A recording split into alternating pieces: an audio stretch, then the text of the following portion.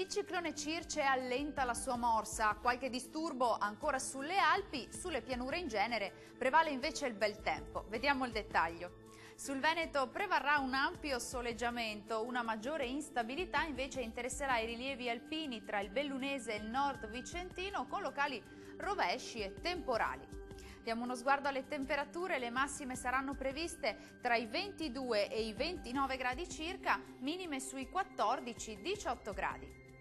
Che tempo farà invece sul Friuli Venezia Giulia? Più nubi con rovesci e temporali sui settori alpini e localmente anche su quelli prealpini. Prevale il tempo asciutto e soleggiato altrove. Vediamo anche in questo caso le temperature, le massime risultano essere in calo, attese intorno ai 24-27 gradi, minime sui 16-19 gradi circa.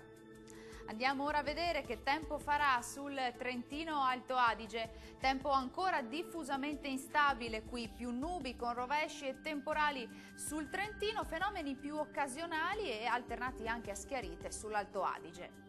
Temperature massime intorno ai 25-27 gradi, minime sui 17 gradi circa.